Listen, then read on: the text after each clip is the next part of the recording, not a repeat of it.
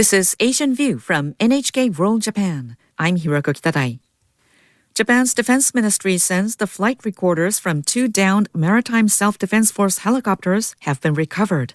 Communication with the helicopters was lost Saturday night when they were about 170 miles east of Torishima Island in the Pacific Ocean. The SH-60K helicopters were each carrying 4 people and were engaged in nighttime training to search for submarines. One crew member was rescued but was later declared dead. The ministry continues searching for the remaining 7 crew members.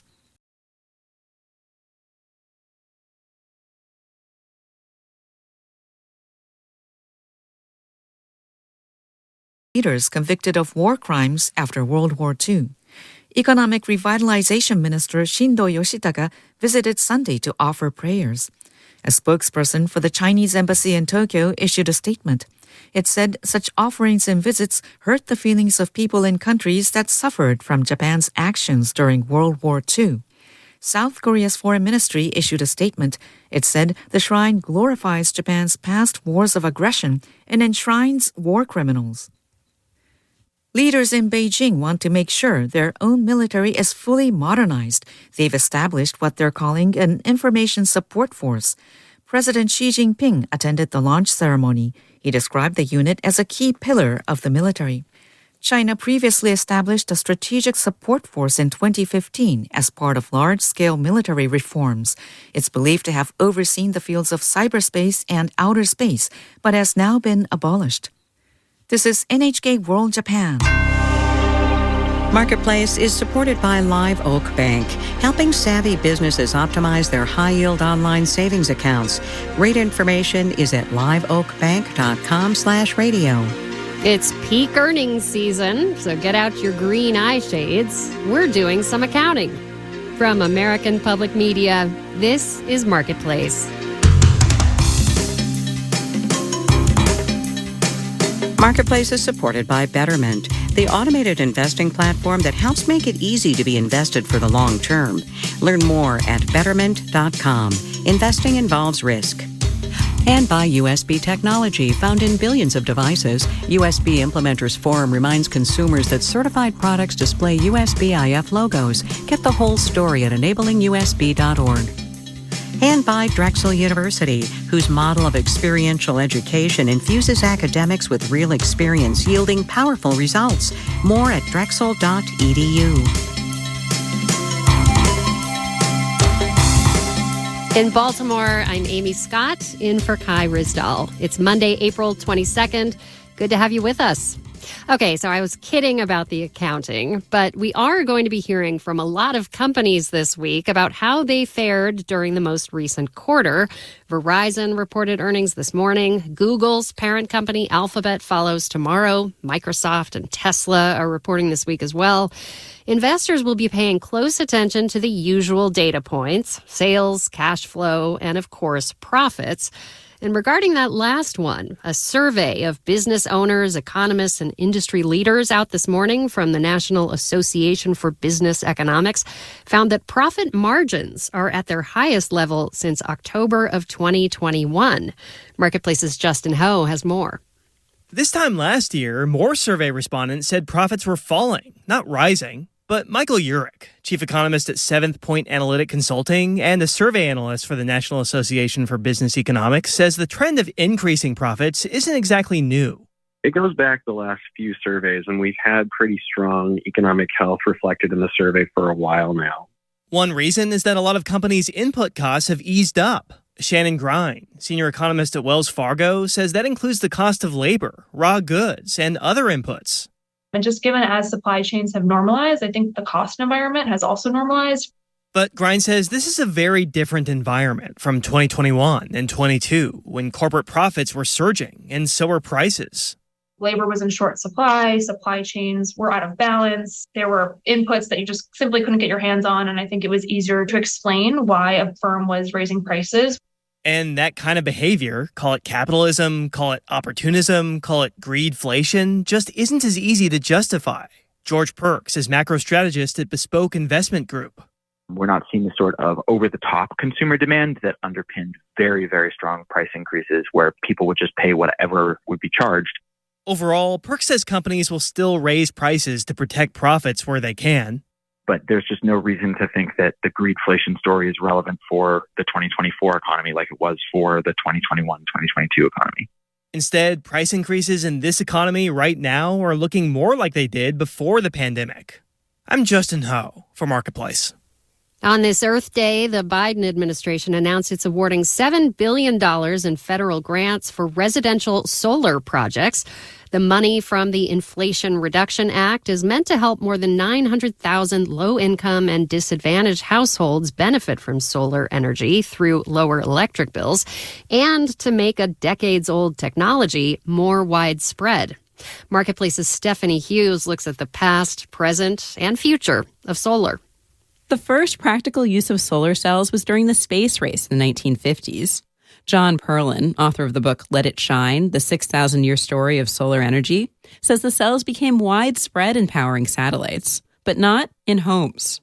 The government at the time was promoting nuclear power as the panacea for future energy needs, and solar was put on the back burner for a very long time. Now it's on the front burner, but as of 2020, only 4% of single-family homes in the U.S. had solar panels installed. Donnell Baird, CEO of the clean energy company Block Power, says cost is a big reason. He estimates installation can run between $5,000 and $25,000, which can include updating your house. Do you need a new roof? Because you don't want to put new solar panels on an old roof. He says solar panels have had their early adopters. But then there's this valley of death before you get to the mass market. And that's kind of where we are. Baird says solar is on the way out of that valley, but there are still challenges, even with a big investment like the one announced today. One is technical know-how. We are missing a generation of skilled construction workers in America and in Europe.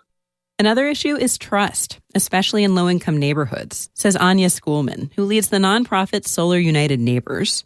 She also advised some of the Biden administration's solar grantees on their applications. You're working in communities who've been ripped off for years. Most people are inclined not to believe, hey, I have a free solar system and you can save money for the next 25 years. She says building that kind of trust takes time. And a lot of people want to know someone who's gotten solar panels before they get them too. I'm Stephanie Hughes for Marketplace. The sun was shining on Wall Street today. We'll have the details when we do the numbers.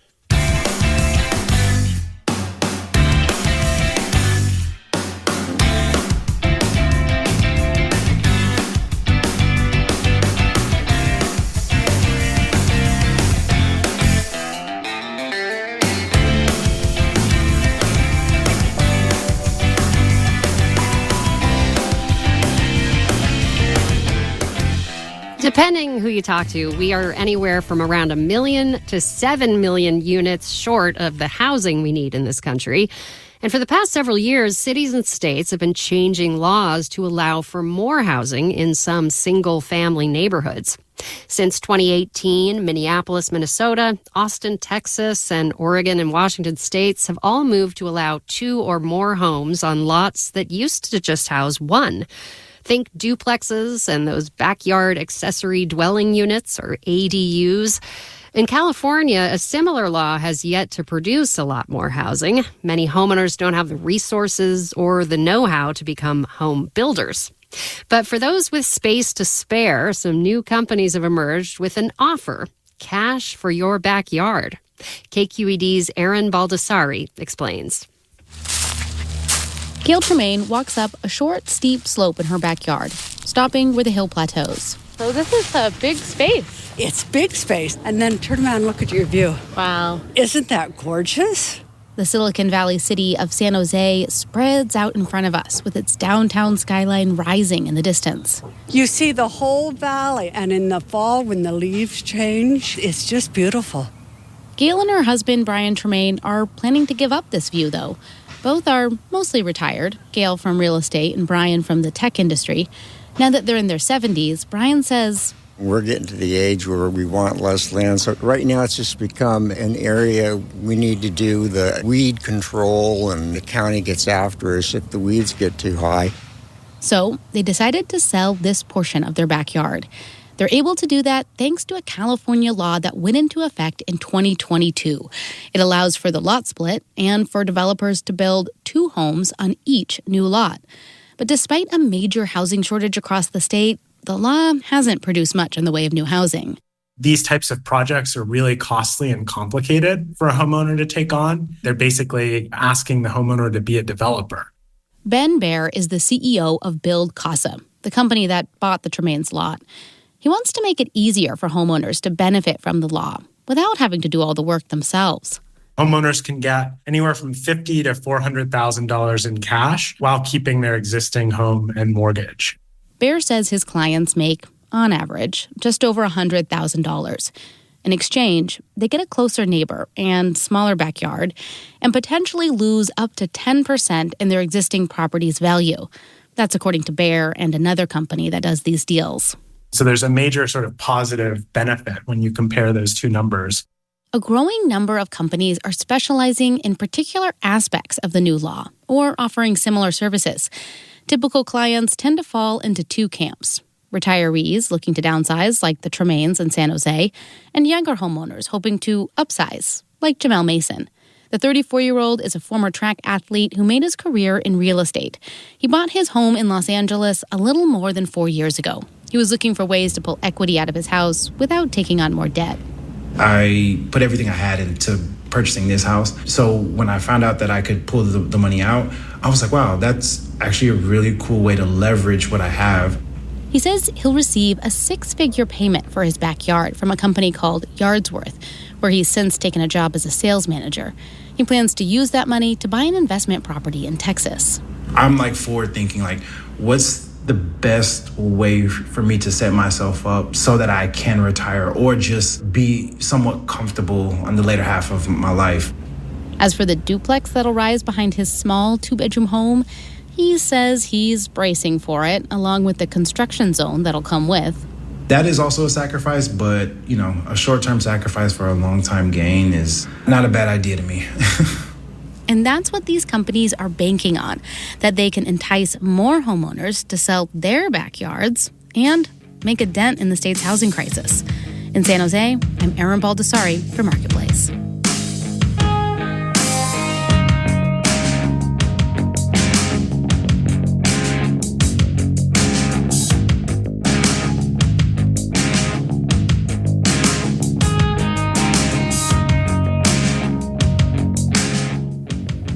Stephanie Hughes talked earlier about federal dollars for residential solar projects.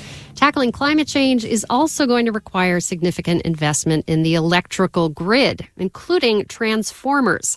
Those are the metal canisters you see attached to utility poles.